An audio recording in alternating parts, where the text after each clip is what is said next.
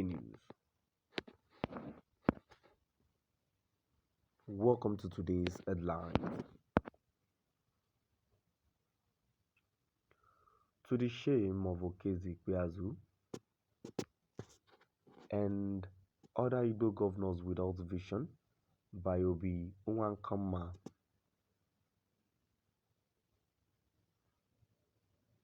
To the shame of Okezi and other Igbo governors without vision by Obi Nwankama.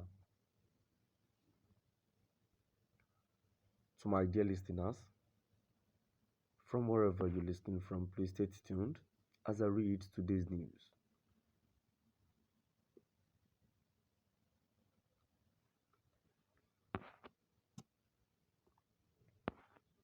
Unwanna. Many years ago, the General Dimchukwu Emeka spoke about the Biafra of the mind. Only a few, I think, understood him.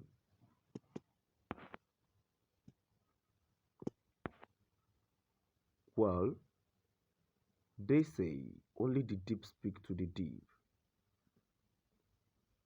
But let me attempt here to tease out the Mojuku's prescription.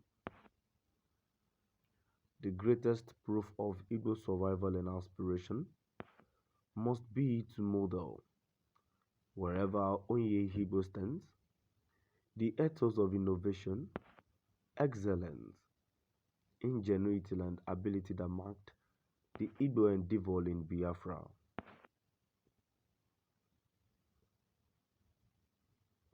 We must also use Biafra as the stepping stone to a higher vision of the Igbo place in the world.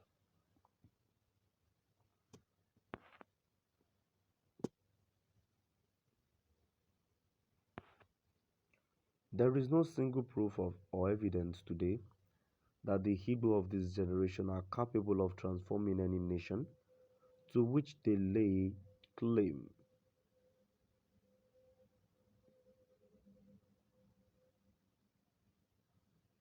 I have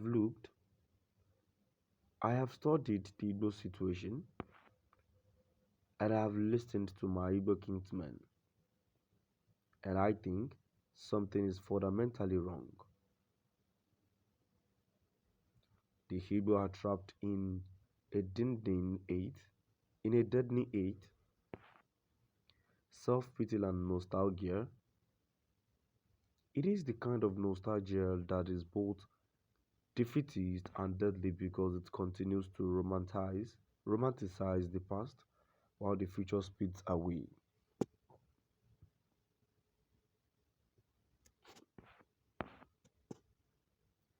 The Igbo cannot wait until they achieve Biafra a separate nation in order to build and secure Igbo land.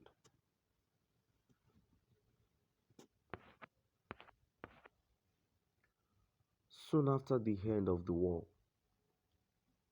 Igbo survivors of the war guided their joints and embarked on the work of restoration.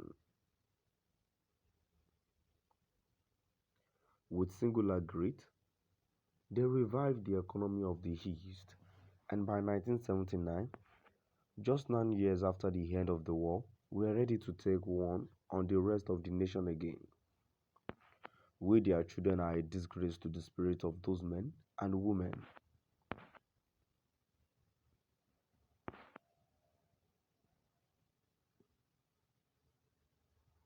The Igbo are today a beggarly nation of impotent, lacrimal people now weeping about marginalization and waiting for Nigeria to collapse or let them go, so that they will go and make something of themselves. This is an overindulged generation. The last of the Igbo are old and dying. The current Igbo are inferior Igbo. They are just waiting for Godot.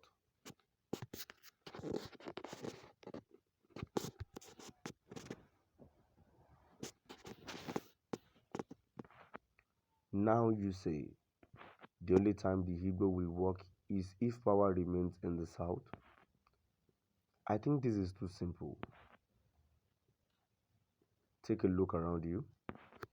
Where are those Igbo men and women?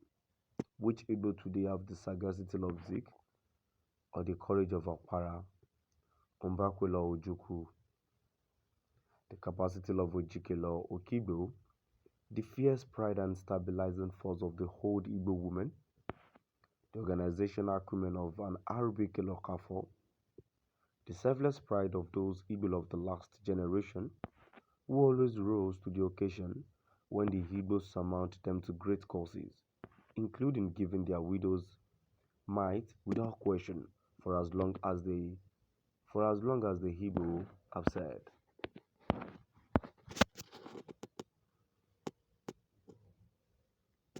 Now, what I'm trying to say, people, before I lose you, is that the Igbo have left the land and the land has left the Igbo. There is incoherence, and an incoherent people cannot run an independent nation. Simple. Bring proof to me that the Igbo have turned Igbo land into an oasis of property different from elsewhere in Nigeria, and I shall agree that the current Igbo know exactly what they are saying. There is no Igbo state with a budget that is not bigger than the budget of the Republic of Ghana. Indeed, put together, the budget of all the states in Igbo land is bigger than the national budget of 10 West African states. What have we done with it in terms of rebuilding public services, creating livable cities, developing new infrastructure, developing the Igbo world? Now we've come to the end of our today's news. Please do drop out the comment section